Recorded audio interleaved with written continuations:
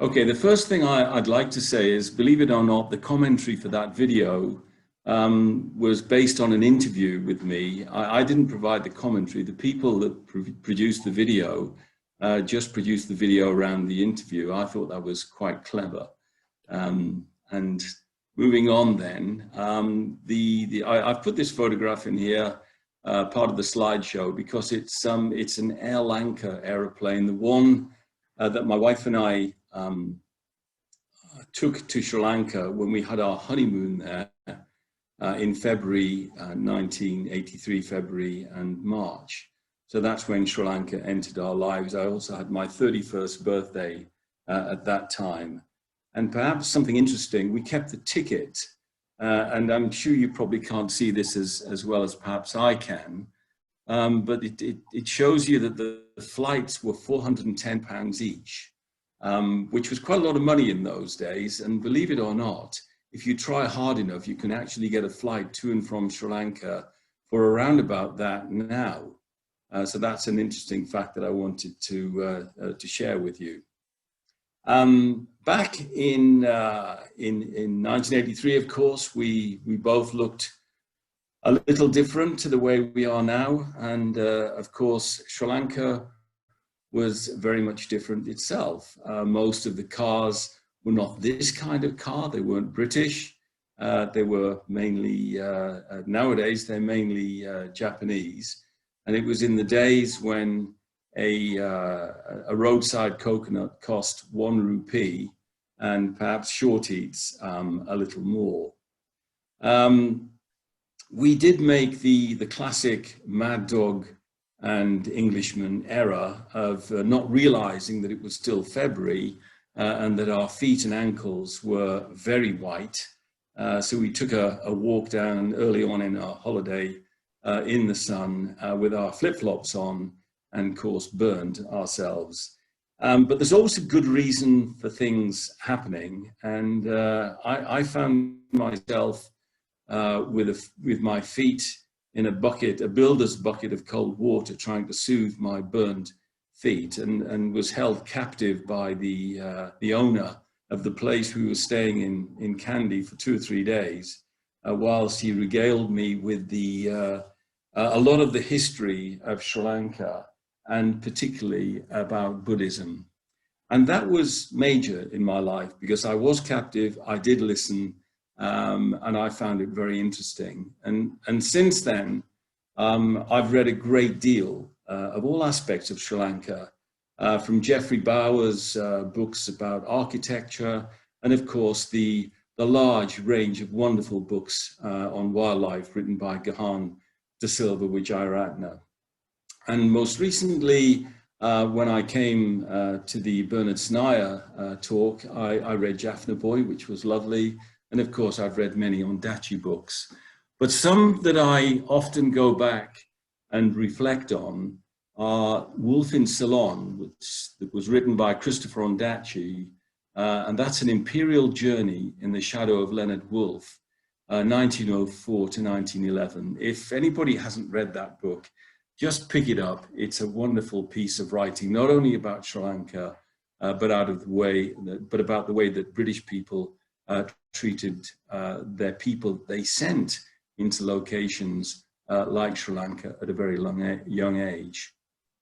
More recently, of course, the excellent Elephant Complex, written by John Gimlett, is probably one of the best travel books and most authentic of books that I've read. And if you stay in a Jetwing hotel, or if we want to look it up, I would suggest having a look at A Man in His Time, written by Shuramal Kure. It's the Jetwing story, and particularly about the life of Shuramal Anhiran's father, Herbert Kure. And I would recommend this as a piece of management text reading for any young person before they embark on life. The most recent one I've looked through is this book, The Archive of Memory, which is Reflections on 70 Years of Independence. This is a book pulled together and written by Malathi Dalwis and Hasnini Habithantri, with photography by Shani Jaiwardena. And it is the most lovely book. It's a single story written by a person, their memory of something that they wanted to draw to the attention of people during their lives, during these years since independence. So there's a story and a photograph, and it's an absolutely lovely book that I think people, if you don't know how to get it, look it up.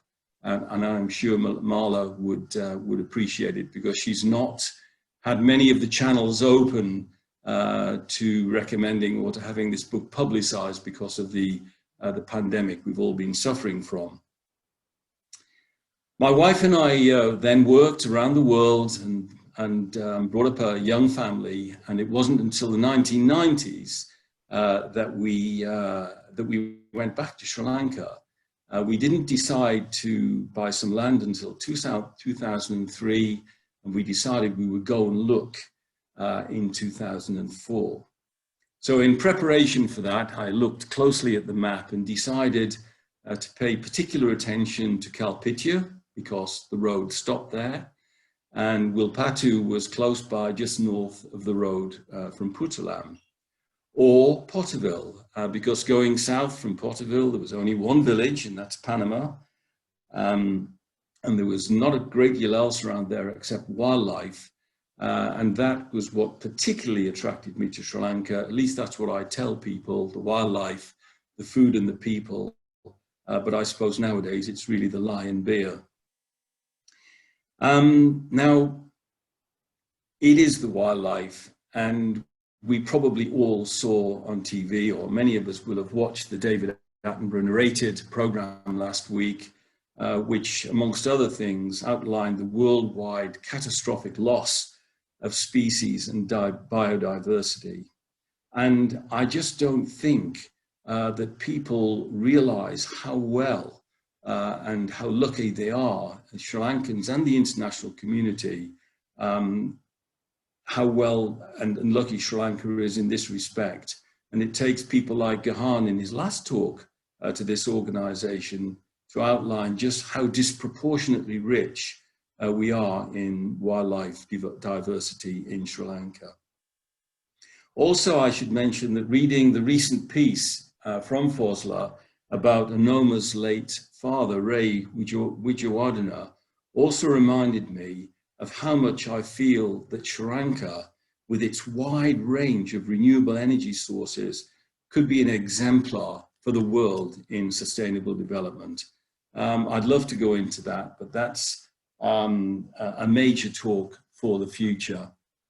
Just a taster though, if you go to Sri Lanka and you are staying in any Jetwing hotel, just ask the manager for a look behind the scenes. And the following aren't in every hotel, but they are in a lot of the Jetwing hotels. You're going to find, in terms of sustainable development, you're going to find photographic panels everywhere, delivering an awful lot of energy to the hotel, and in some cases, even back into the Sri Lankan grid.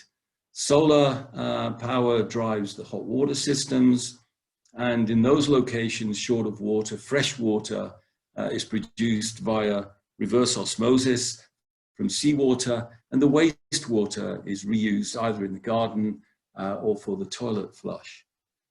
Food waste is composted for the organic garden, or mixed with slurry and cap to produce biogas for cooking in the kitchen.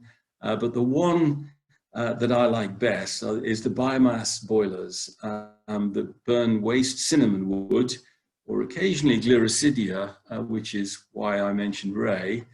And the steam that's produced is passed across a lithium chloride catalyst, and the latent heat of cooling drives the air conditioning systems, with the heat that remains driving the dryers in the laundry. And finally, doing away with plastic and plastic water bottles, you'll find most of the Jetwing hotels will deliver your water free of charge in a glass bottle, which they produce in the factories around in the hotel factories around the island. So before looking at the east, we went west and south, and we arrived in the east coast in Aragon Bay, And some of you have emailed me recently to say that you had also stayed where we stayed, which was the Stardust Hotel, which is run by Per and Moretta Goodman. And Per and his local partner, Kader Mohadeen, had been buying bits of land just north of Pottuvil and putting them and amalgamating them into plots. And myself and my wife were the first customers. So we bought the best piece of land, just a couple of acres, with the ocean on two sides. And if you go down to the bottom of the garden and look southeast, there is nothing between you and Antarctica except 7,000 miles of open ocean, which of course is why the swell is so long and so deep and makes it so attractive for surfers. And this is a photograph talking about surf of our middle daughter, the one that's just been helping me, Natasha, who is about to get hit by a very large wave. But being a very good swimmer and physically very adept, she handled that without any problem whatsoever, I'm happy to tell you.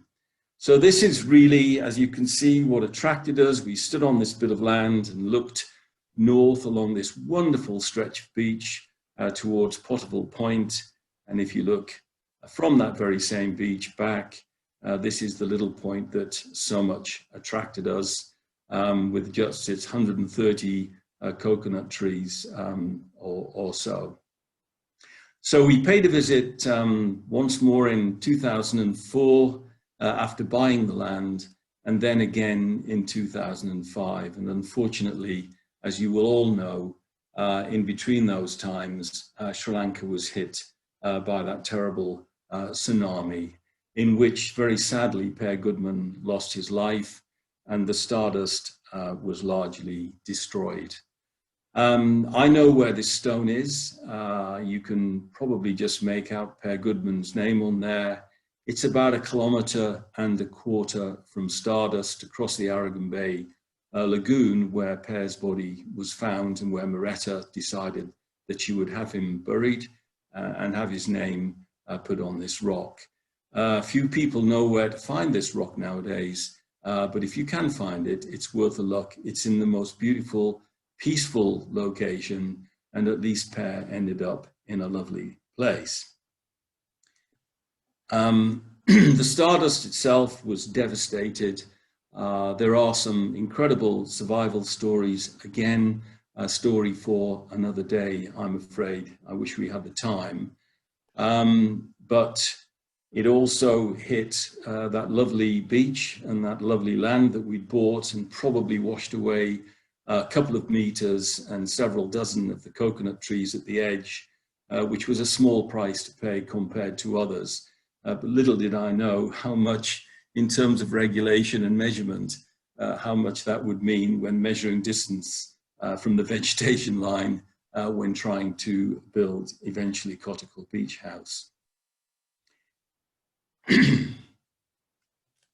We, like many people, spent the next few years just helping with everything we could: fishermen's boats, mechanics' tools, schools, bicycles, and also to get the Stardust back on its feet and to help to rebuild it and set Moretta Goodman back on her way.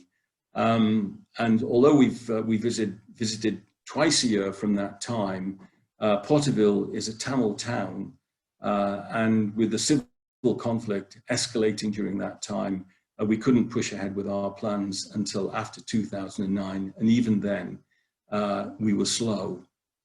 What we didn't know was that Moretta, who's Danish, was an architect, and from sketches provided by ourselves, particularly my wife, she designed and supervised the build of Cottacle Beach House, which we know as KBH. It's called Kottakkal because, as I understand it, Kottakkal is the name for Little Rocks in Tamil, or at least the name the locals tell me is Little Rocks in Tamil. And Pottuvil Point, just along the beach, less than 1 kilometer, is what they know as Big Rocks. So it's Kottuvil Beach House on Kottuvil Beach. So here's Maretta Goodman with me. I hesitated to put this photograph in because when I went and had a little run through with Chamali, she told me that I'd clearly been enjoying the Sri Lankan food too much. And I told her, no, I hadn't. It was just the way the wind was blowing my t-shirt. And of course, my wife also had a comment because she said, you're not going to use that photograph, are you? You still have that t-shirt in the wardrobe, and I'm really worried you might wear it again. Nevertheless, we started the build, and on January 13th, 2013, our family went and visited the house and stayed for the first time.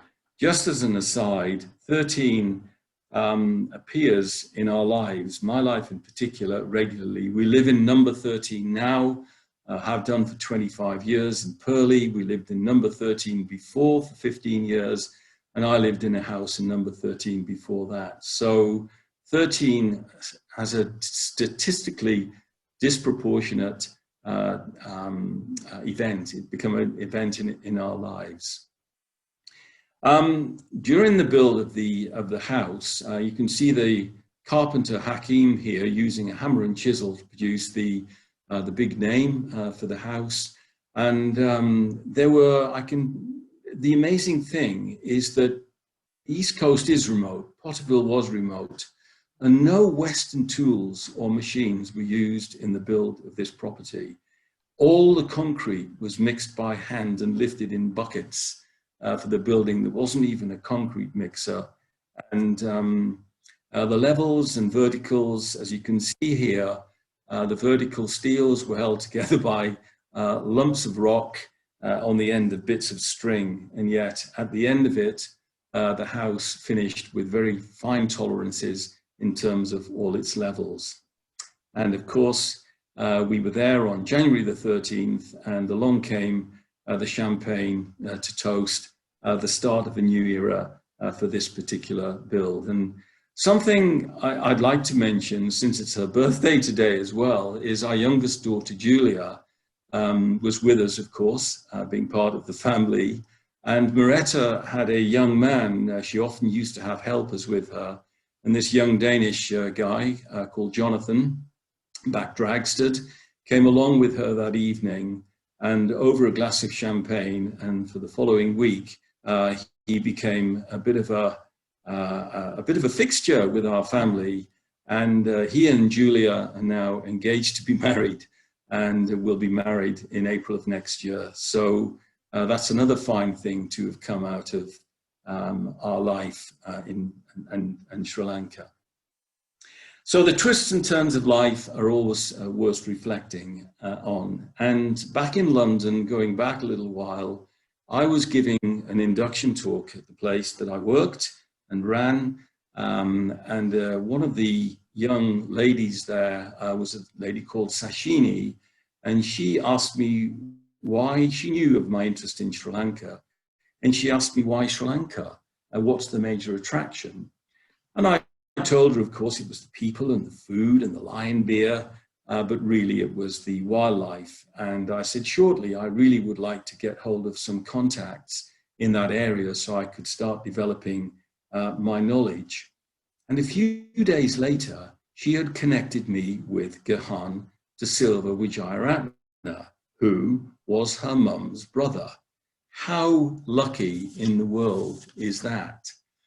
So during our next visit, we rearranged to go with Gahan to Kalpitya and do some whale watching with him, and ended up, I'm not joking here, more than 30 kilometers offshore Kalpitya. We'd gone through the fishing lines, we'd gone through the main cargo boat lines because Gahan was looking for the right place for these whales. And of course, the radio wouldn't work out there and the engine stopped. So we had to get the engine going some 30 kilometers offshore Kalpitya. And as Gahan will tell you, these are just the normal risks in life that he has had with his own wife and family. And on that day, it was with us. But during his discussions, he mentioned that he was looking for a new intern, and that at that time, the same daughter, Julia, that I've mentioned, was looking to do something different during a summer break. So before I realized it, my wife, Vicky, had organized Julia to be the intern, and she was on her way to Colombo. Quickly, Gahan used Julia, put her to work, and with the three guys here, you can see Bilodi in the front, in the Sinharaja rainforest, with Julia there looking very cool compared to everybody else. It was possibly the white bread sandwiches before discovering the curry packets and maybe other things, but Julia made a little bit of an impression, and when she got home, I got an email from Hiran Kure telling me he was coming to London and could we meet over lunch or dinner. And I promptly emailed him back and said, just join us at home in Purley, we'll flash the barbecue. And by the end of that barbecue, we had an agreement between us that Jetwing should manage KBH for us, which has been wonderful. And I'm so glad that has been the case. What I learned subsequent to that about the Kure family principles, the organization Jetwing's moral compass, including their commitment to sustainable development and things like their youth development programs, has confirmed that we made absolutely the right decision, and that the twists and turns of life and our Sri Lankan experience have been, and particularly with our Sri Lankan experience, have been truly lucky and very remarkable. And so now we're at the point where we can, having given you some history on the background, where we can turn our attention to the southeast corner of the island, the subject that I want to draw particularly to your attention. So Jetwing have helped me to produce this map, and I don't have time to go into everything that that Kumana or Lahugala or Galoya have to offer, or the history, the archaeological places like the Biso Couture at Galbeda, Mahul Maga Viharaya or Mahudu Mahaviharaya, Sastruela, Udumbigala. What I really want to get across is I've been to a number of travel events, and if another country had this kind of activity available to them, along with the surfing, in such a small space, they would be promoting it like mad, because Kumana is only 1 hour from Pottuvil, Monoragala is 1 hour from Pottuvil, Galoya is little over an hour and a half, Lahugala is 25 minutes. The surf points are all, the major surf points are all within 25 minutes of each other. And in addition to that, these lagoons with the rivers between them and the tanks like Panama Tank are absolutely unbelievably interesting spots. So there's a mixture here of times, distances, historical sites, national parks, local wildlife, lagoons, rivers, beaches, the ocean, fishing and water sports, some of which was mentioned by Her Excellency the High Commissioner earlier, but not many people have all of this in such a small space. So what I'm going to do now is I'm going to just pick off a few places, not everything, I couldn't mention them all, but I'll have a little chat about Bisakotuna here, Mahul Maga Viraya, and the Mahudu as well, a little mention of Sastruela and the Kudumbigala Monastery. So the first one here then is the Biso Pakuna at Galabeda, which is only 10 kilometers from Monoragala, so can be seen on your way in. It's just a few hundred meters off the main road, and it's a palace complex thought to be for a local princess called Sugala Devi, dating from the 12th century AD.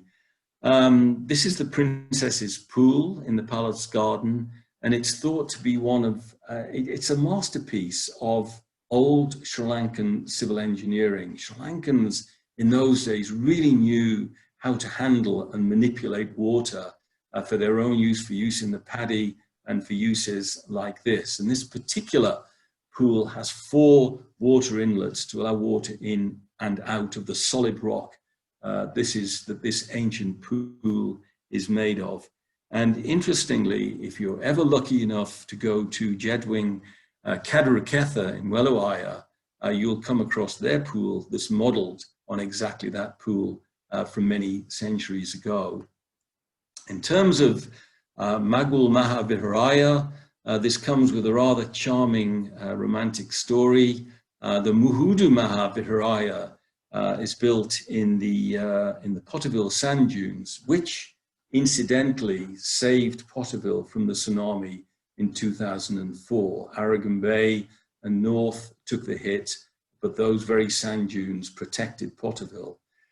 But legend had it that an Indian king did something particularly bad. I'm told he boiled a Buddhist priest in oil, and in order to pay his respects to the community who riled against him, he sacrificed his daughter, the princess Devi, to the sea in a boat that was washed up in Pottuvil. Some say other places like Corinda, but Pottuvil is going to claim it for their own.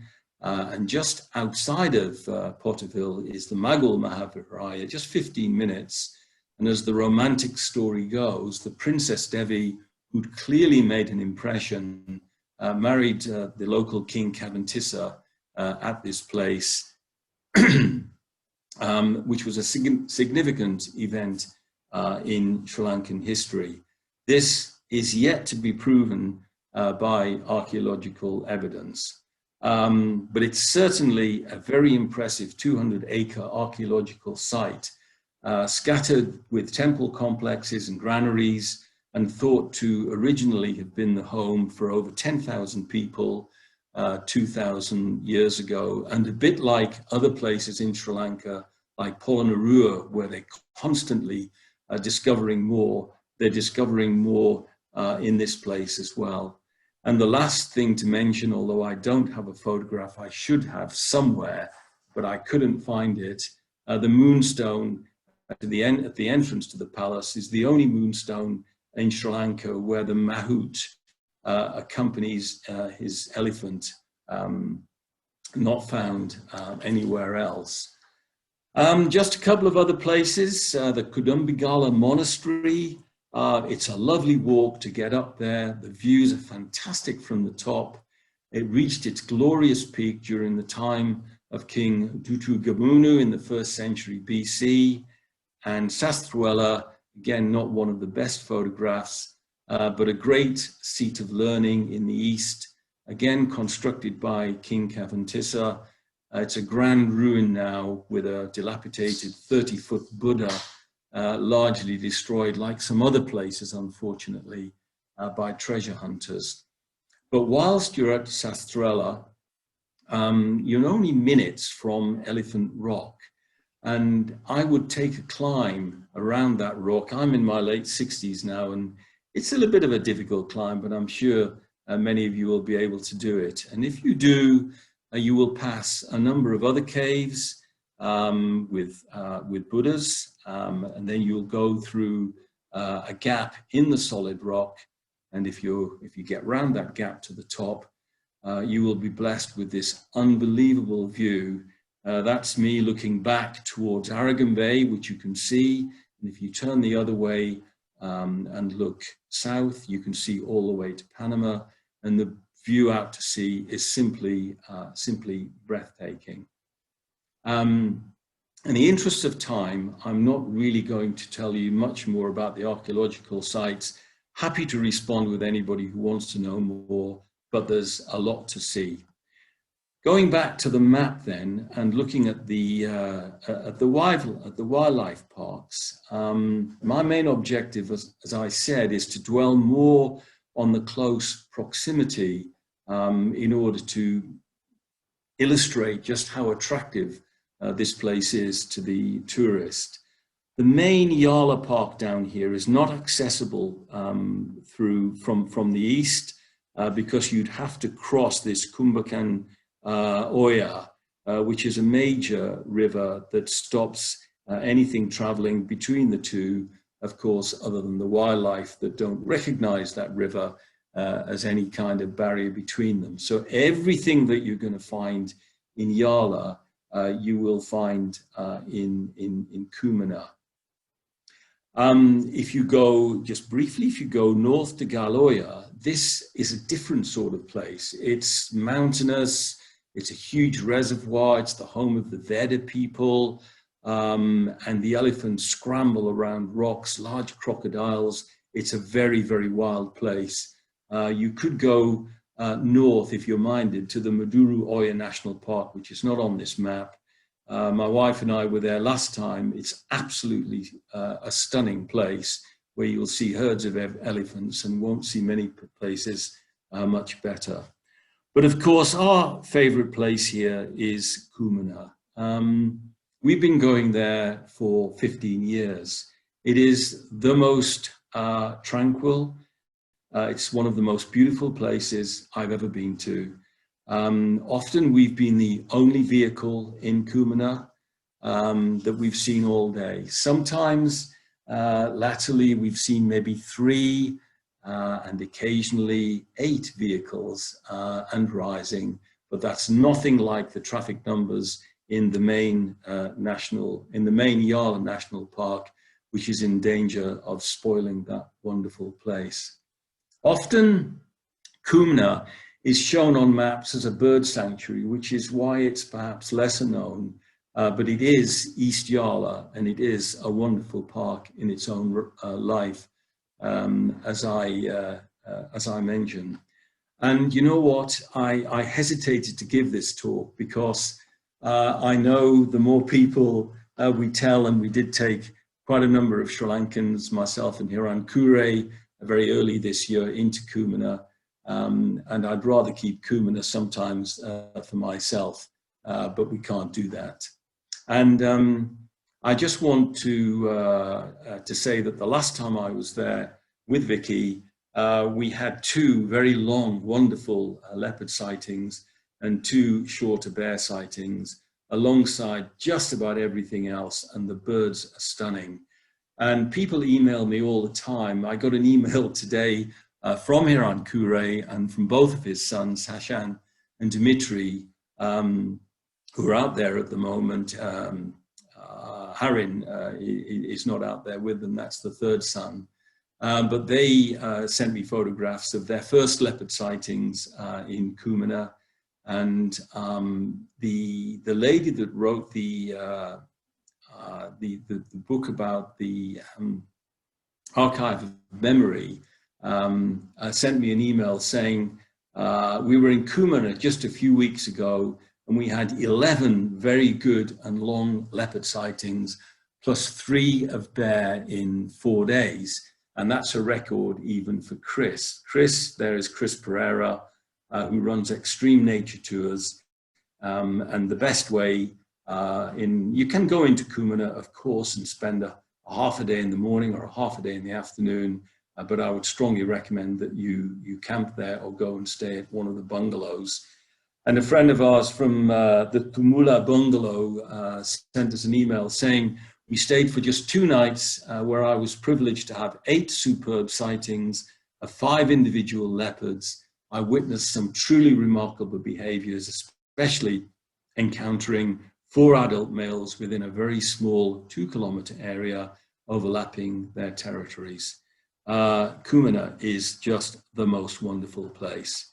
So on the left here is Malathi Mala, who wrote the Archive of Memory. The lady on the right, Carol, I met these 2 in my first trip staying with the Pereiras, and that is Shirley Pereira, who was the assistant director Kumana for 30 years. And there is simply, that's a Kumbukan Oya behind them where the campsite is.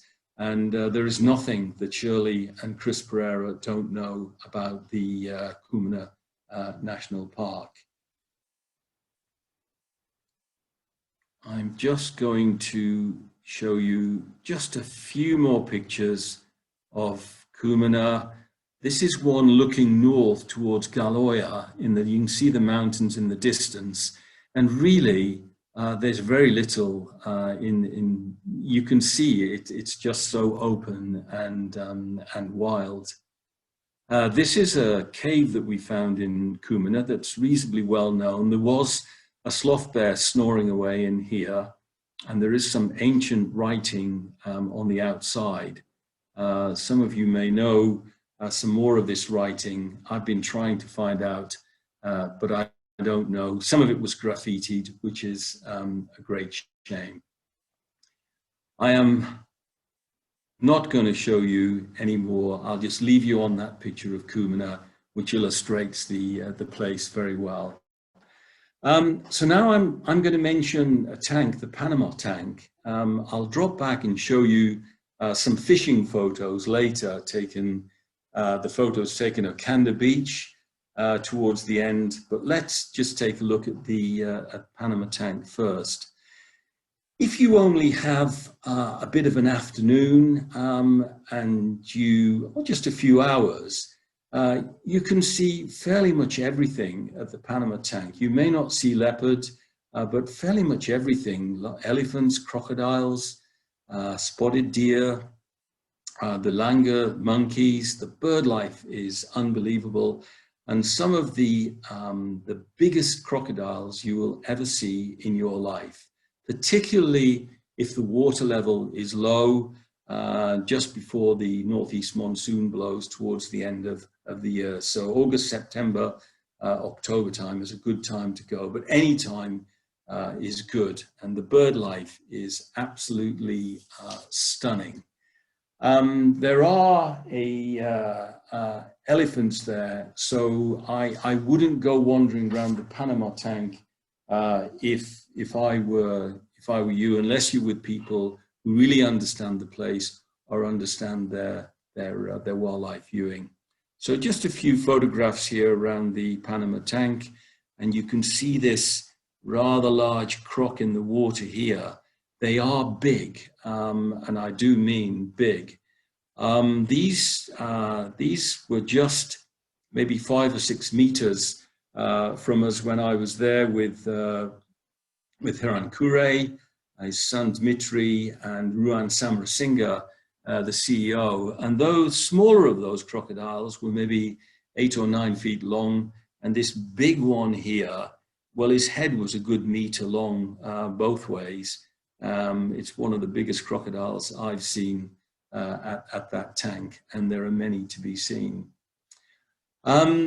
This is just a photograph of the 3 intrepid travelers setting out on a walk. Little did we know that this elephant you can see in the background here had spiders on the way in and made it very difficult for us to get out. So Ruan is here trying to establish how we're going to get away from this character. But he was, as Pruthu will have told you, if you watched his conflict talk, I've never had this problem before, but this big lad was not going to let us pass. So we had to call in some vehicular assistance to get us out of there. But whilst we were further in, some of the paddy farmers came out and were washing their bullocks and bullock carts before heading into Panama. And they were shouting to each other and making a lot of noise. We asked them why they were making so much noise. And they said, well, you've got to be careful for the sloth bears around here. If you bump into one, just be really careful. But they also told us about a place that only they knew along another path, which we then followed and went up into this beautiful place here. And we found the ruins of some other buildings, and you can see the steps going up into the rock here. And we found the second time I went, just the following week, that people had already been there, were digging up the ruins here, and had dug up this moonstone, which is a bit of a shame. And I'm sorry, I don't know whether it's still there. But we are concerned, as all of us, Sri Lankans and people like me alike, that we protect these places in Sri Lanka such that they're there for guests of the future to go and see. But when you get up there, again, these ponds with birds' nests under the overhang, the peace, the tranquility, the beauty is something to behold. So back to our map then, it remains to me just to mention where we started, the surfing points. There are many down here, and I'm not going to mention particularly Okanda, Peanut Farm, or Crocodile Rock. The three favorites are Whiskey Point, Pottuvil Point, and Aragon Bay. Aragon Bay, of course, is world famous. It's a reef break over coral and rock. It's a beautiful wave, but you have to be a good surfer, because if you get dumped there, you're going to hit the coral and it's going to hurt. Whiskey Point up here, which is just 1.6 kilometers north of Pottuvil, is also a lovely surf point. The wave gets pushed between two rocks, which makes it also a big wave, and you have to surf close to the rock. So again, it's for fairly advanced surfers, whereas Pottuvil Point, which is just 600 meters further south, naturally is my favorite point. It's over sand, you're not going to hurt yourself, and it's a very, very long, smooth wave that can give you a 200 to 300 meter ride. And the beauty of that ride is when you get out on the beach, you can walk back onto the point on land, and then launch yourself from a small beach quite way out into the ocean to pick up the next wave. These are just great surf points, and they have been the major attraction until now. But as I hope I've told you, the area around here is well worth exploring by anybody. I just need to finish now by just showing you a couple of photographs that attract me. If I walk along this beach, I'm usually surrounded either by some guy tending his cows, or by birds like this. And the small bird you can see on the bottom is a prating cole. I've got a little photograph of that later. I put that in especially for Gahan, because he'll know that these are not particularly common birds in Sri Lanka. So just take the dogs along with you. The dogs are wonderful. And there's the little prating cole. You can get round and look at these lagoons. You can take a walk in the paddy fields out to what we call a tuk-tuk safari, which is just a little outside. Oh, I should have really, I'm sorry, but I'm going to go back briefly to this map. And just if you only have a couple of hours from 3 o'clock in the afternoon, you can see that these rivers here join these major lagoons, the Pottuvil Lagoon, Rotai Lagoon, and Urani Lagoon. And if you go out here, I can get there in 15 minutes on a bike. You're effectively getting in behind Lahugala. And pretty much everything is there. I've never seen a leopard. I don't expect to, although it's possible. I don't expect to see sloth bear. But if you want to see elephants, crocodiles, bird life, mongoose, monitor, the place is just absolutely wonderful. And it's literally just go there end of the afternoon and take in the sunset. If you want to do a bit of fishing, we can do a bit of fishing straight out of the back door. That's me trying to teach my son a little bit about fishing, or a Pottuvil Point at dawn, or the best place I found was casting a rod with my tutor off the beach at Okanda, and you do catch fish. This is two very large jacks. The one on the left is 19 kilometers, and the one on the right was not kilometers, I mean kilograms, and 9 kilograms on the right. But this is the real fisherman. This is my tutor, Mohan Bibale, a great fisherman, and he really knows everything about his fishing. So just to finish, you heard John Bowman talk about Jetwing surf. It's here now. The place is wonderful.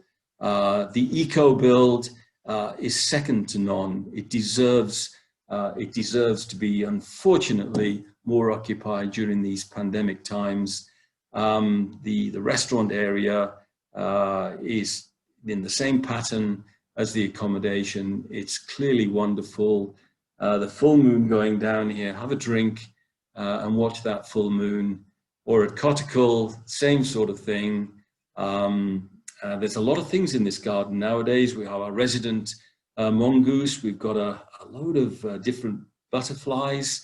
We've got the Brahmani kite nesting, which has its aerial warfare with a white-bellied seagull watching it from the pool each morning. And we get this full moon once a month, the bottom of the garden. You can't ask for anything better than that. I just love it. And if you're lucky enough to catch a sunset like this, when the staff have set a dinner out for you on the beach, then we were lucky when that happened to us.